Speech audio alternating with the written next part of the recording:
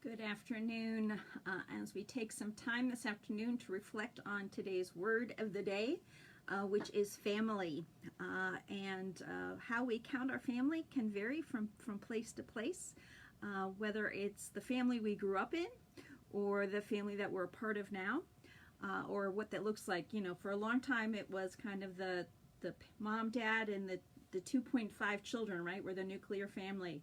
And that's what was seen as, in a sense, acceptable or normal. My family was never normal for a lot of reasons, and hopefully my mom's not watching it. But wasn't normal in terms of just our makeup of our family. That it changed a lot over time, and so who I consider as a part of my family is my sister, my three brothers. Two were stepbrothers, and one is a half brother. And then I have a couple moms, mom and stepmom, and I've had three different fathers, so it's taken a lot of different forms, but even that is just not only my family. Oftentimes friends of the family or extended family are as a part of that. Or if you're doing your family tree, you go back generations and who would be a part of that. And so sometimes we know and sometimes we don't know. But what does it really mean to be a family? We talk often, sometimes too, about the church being our family, and that was very true for me, particularly in growing up, but also now. Because I was a pastor's kid also, that a lot of our lives revolved around the church and the people who were there, so they became a part of the family. But then we have Jesus's words. If we look at Mark 3, Jesus, some folks come and say, your mom and your brothers are outside. You know, they're here, they're calling for you. And Jesus looks around at the people who he's with at the time, and he says, here are my mother and my brothers. And he says, whoever does the will of God is my brother and sister and mother. We often talk about who is our neighbor, and the same can be true for who is our family.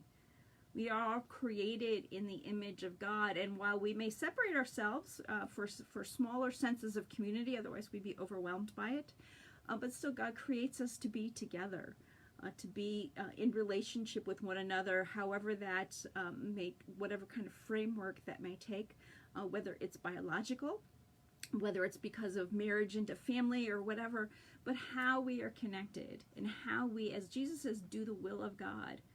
Not so much just doing right or wrong, but how do we live out that love that we've received from God, and how do we share that with others? And that as we share that, it can be ways in which we can become part of the family of God, of the whole family of God.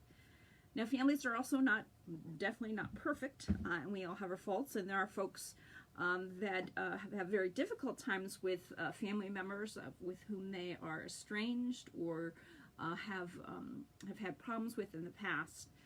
But we know that we're all a part of God's family, and that even when we don't get along, we know that God is our father or our mother, as that mother hen gathers us under her wings and claims us all as God's own. So while our understanding of family may differ from person to person and experience to experience, we see ourselves as a part of God's family, as God's people, as God's community.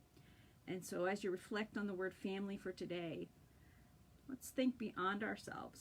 Think beyond what we've known as family and see the whole people of God as our family, no matter if we know them or not, no matter if we like them or not, no matter if we agree with them or not, but all are part of the family of God. So I hope you're having a good day, and may blessings, and so continue to reflect on what does it mean to be the family of God, and how, as it says at the end of Mark 3, that we can be the family of God as we live out the will, or maybe say the love of God each day. I'll talk to you again soon. Take care.